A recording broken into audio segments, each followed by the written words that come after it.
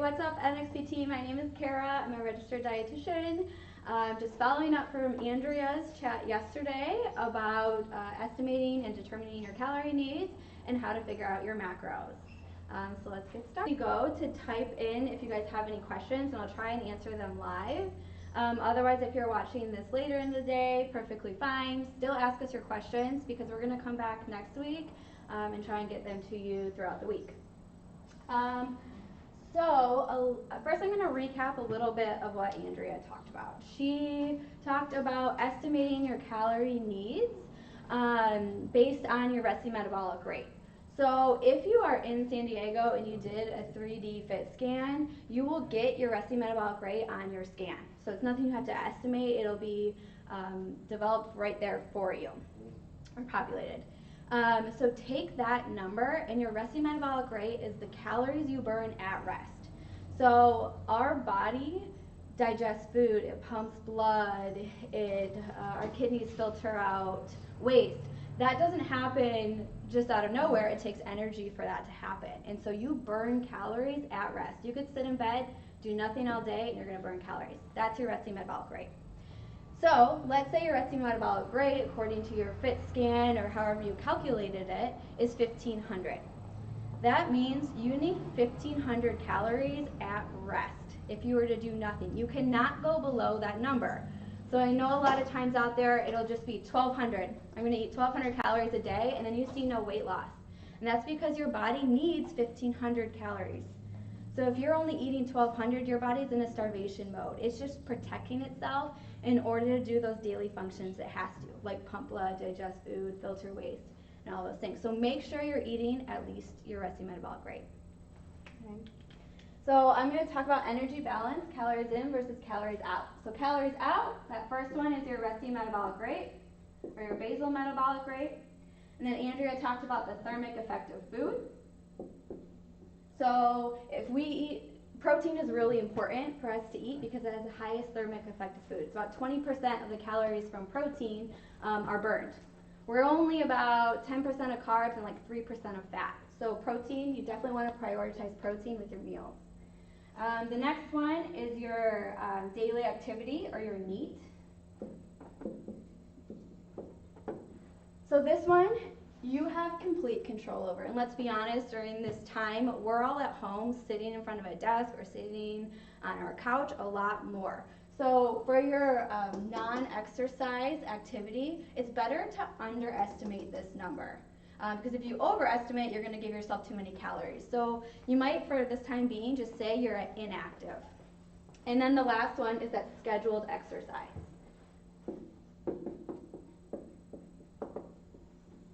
Or the EAT. For scheduled exercise, this is not taking the stairs to go get your prescription at the pharmacy. This is where you dedicate 45 minutes, an hour, 30 minutes, whatever it is, to get fit. Okay, this is not just because you walked further in your car. So the daily activities, again, it's walking further in the parking lot, it's using the restroom on the floor above your office to get some more steps in. Those are all great ways to increase your daily activity.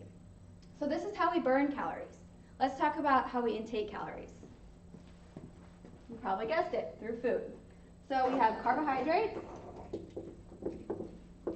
we have protein, we have fat, and we have alcohol. These are the 4 ways that we consume calories. Okay? So first I want to talk about what is a carbohydrate. Okay? The purpose of eating carbs, it is your prime fuel source. It is your gas pedal. You need gas to get anywhere in your car. You need fuel for your body in order to function properly or to feel awake. So carbs are mandatory, okay? Protein, building blocks to muscle. When we're in the gym, we are actually breaking down our muscle, causing little fiber tears, and we need to rebuild it to be stronger. The only way to rebuild it to be stronger is to first break it down with exercise, and to second, consume protein. Third is fat. What does fat do? People typically are afraid of fat, but fat is not to be feared. It is really important and mandatory to every meal.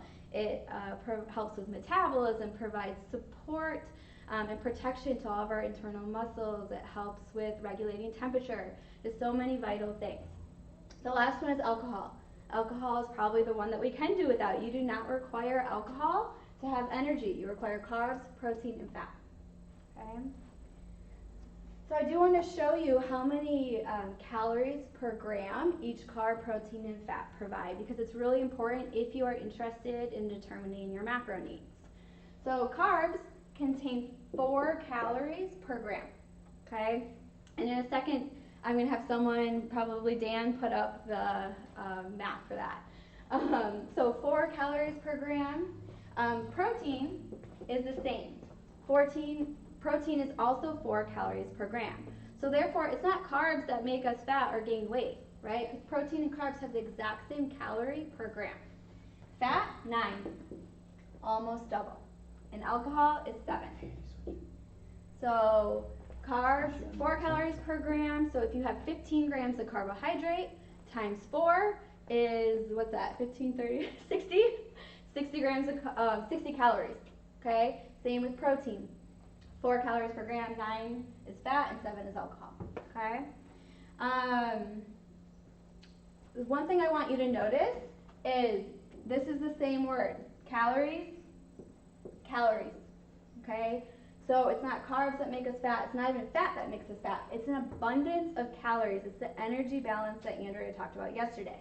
If you want to maintain your weight, your calories out should be about the same your calories are in. So maybe you burn 2,500 calories in a day. It means you're consuming 2,500 calories that day. If you want to lose weight, you have to eat less. So maybe you're eating 2,000. Smaller calorie deficits are better. Okay, I'm going to tell you why. If you have a larger calorie deficit, for sure you're going to lose weight faster. Okay? But what happens when you lose weight faster is you're probably not going to stick to that plan for very long. So patience is virtue when it comes to weight loss, okay? The other thing is weight does not discriminate between fat and muscle. So when you lose weight really quickly, you lose both muscle and fat. Usually you lose about 40% muscle and the rest is fat, okay? So now when you go off that diet and you regain that weight, because that's usually what happens with rapid weight loss, you regain it back later. What do you think you gain back? Do you regain the fat or do you regain the muscle? Probably the fat, okay? So slower is better, 1 to 2 pounds a day. It takes time, okay? So again, it's calorie. All of these make up a calorie, and then you burn the calories.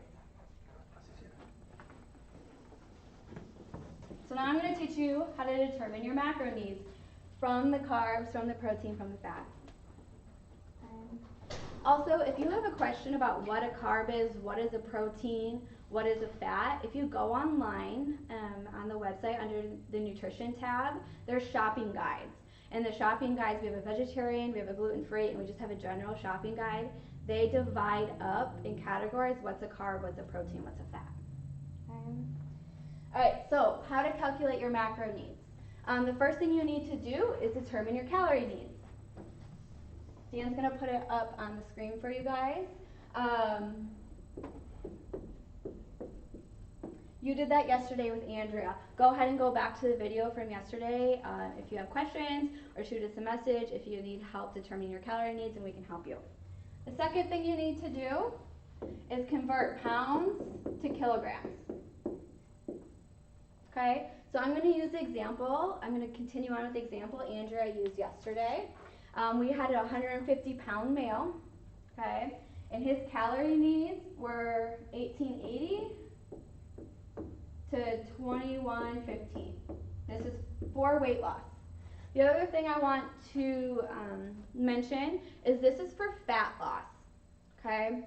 So when you are trying to lose fat, you might see your training kind of plateau, and that's because muscle requires calories. It requires energy to grow. So if you're in the fat loss phase, PRing in the gym might not happen. Now it might if you're new to exercise, then you'll see both fat loss and muscle gain really rapidly. But if you've done a few challenges and you've stuck up with your fitness routine throughout this, crazy time, you might see that your fitness is kind of plateauing a little bit, but your fat loss will become more rapid if you're in a calorie deficit. If your goal is to PR in the gym, gain muscle, you definitely need to have more calories. You shouldn't be in a deficit at that point. Okay? So for today's purposes, we're talking about fat loss, calorie deficit. So you're going to convert pounds to kilograms by dividing your weight by 2.2. So we have 150-pound person divided by 2.2 is 68 kilograms. Okay? So I'm going to teach you two methods. The first method is the 3-2-1. Okay? So it's 3 grams of carb per kilogram, 2 grams of protein per kilogram, and 1 gram of fat.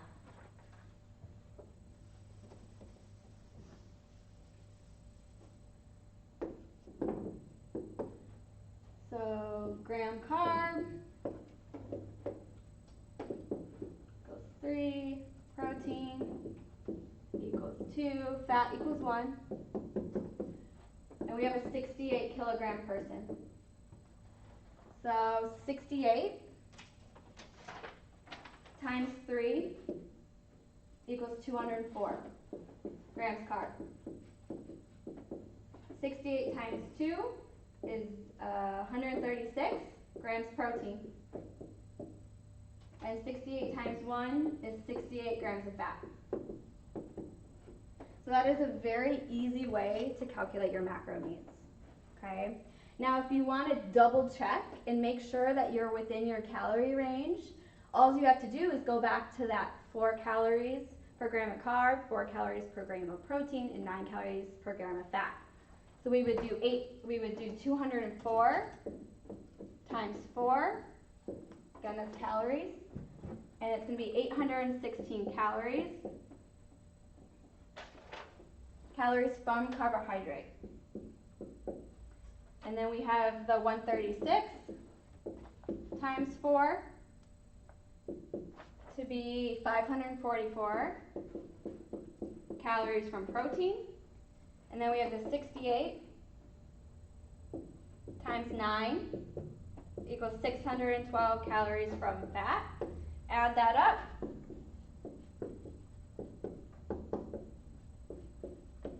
And we got 972 total calories from fat. And if you remember, the goal was 1880 to 2115. So we are within our calorie deficit by using that 3-2-1 method. Okay? Here's the thing. We have a range, 1880 to 2115. Don't feel like you need to go to the bottom of 1880. Me personally, if this is my range, I'm probably going to eat all 2115 because I like food. So feel free to, you don't have to necessarily go to the bottom of your range. You can go to that top and you'll still see weight loss. Okay? The second method, I'm going to show you 40, 30, 30.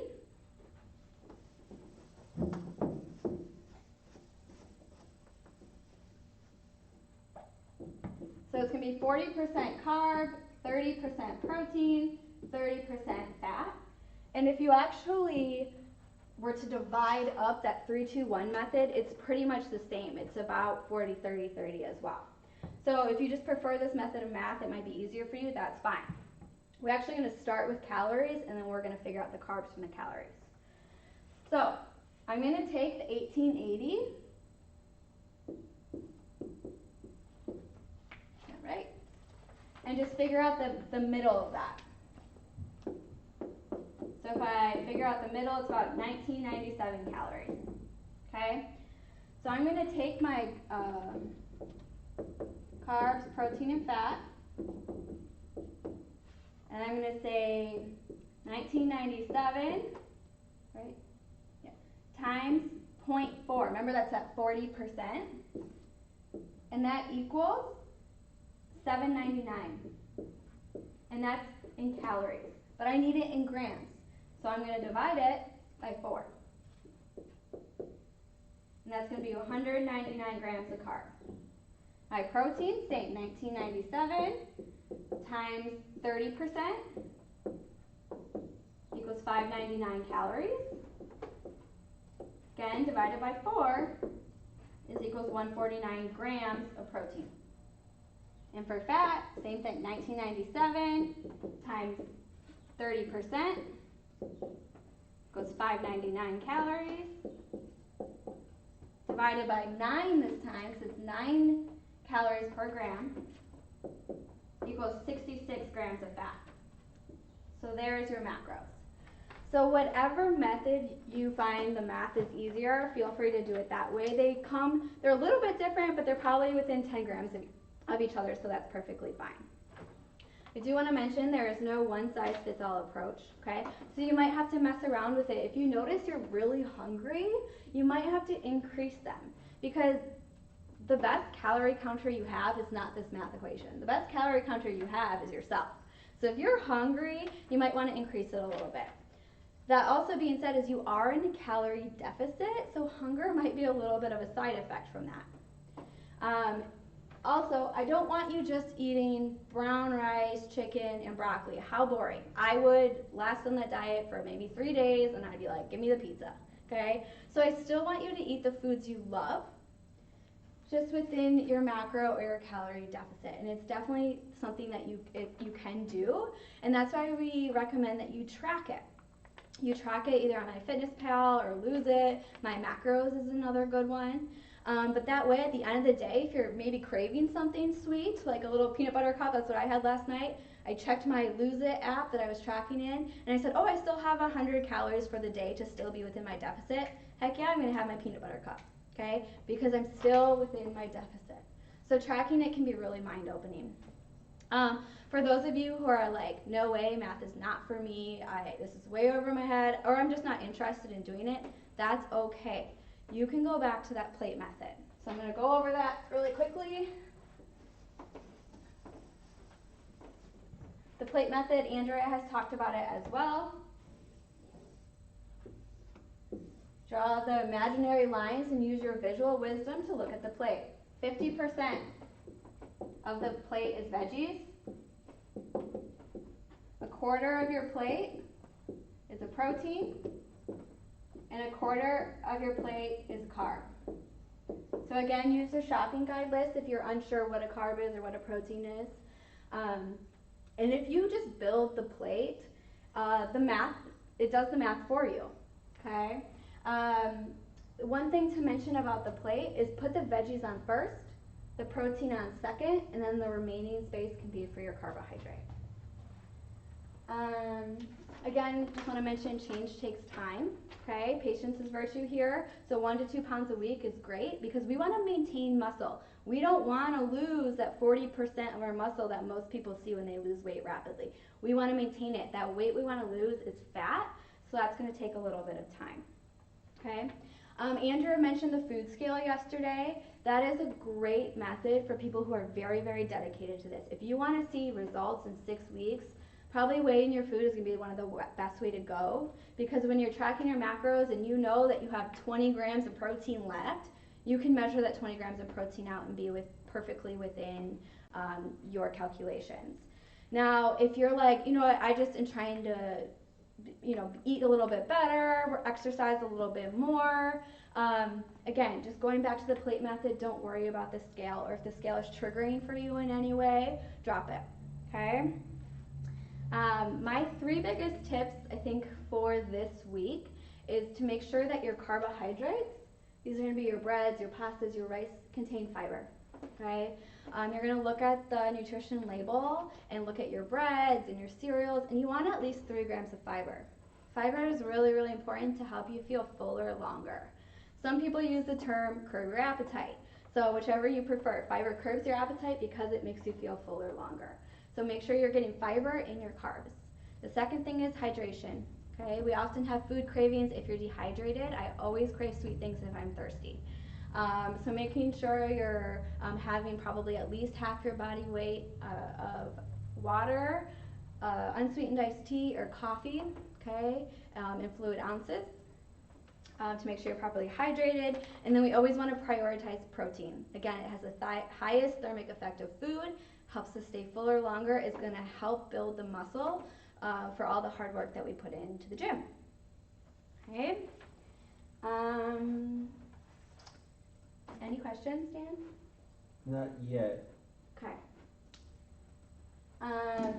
So one thing that I want you guys to do this week is set a goal. Write it down and track your progress. So maybe it could be something like I'm gonna fill my plate with 50% vegetables for 5 dinners this week. You know, Tuesday through Saturday, half of my plate at dinner is gonna be vegetables. And that's gonna get you started. And every time you reach that goal, you're gonna put a little check mark next to it. Maybe it's exercise related. The last challenge, I ran a mile 4 days a week prior to the exercising. So every time I did it, I put a little check mark in it. So you can visually see how your goals are progressing, and so you don't forget them. Because if you tell me your goal Monday and I come back at you next Monday, I said, oh, what was your goal? And you say, I'm not sure, you're probably not making any progress. So make sure you know your goals and you work on them, and you keep track of them. Because change doesn't come just because we mentally want it to. You actually have to put in effort. It's really, really important. So track those. Okay. Next week, Andrea and I were planning on talking about changing eating behaviors, so where we're eating, how to eat more mindfully. So if you have any other questions, let us know because we want to be sure to get to them. Okay. Anything else, Dan? I think that's perfect for right now. And then yeah, just address all the questions after people watch this and comment on it. Yeah, so please comment on the Facebook page, private message us, whatever way you want to communicate with us, and we will absolutely get to them all. So happy Tuesday. You know, hopefully you guys did the leg day today. It was a tough one. And if you have questions on macros or estimating your nutrition needs, let us know.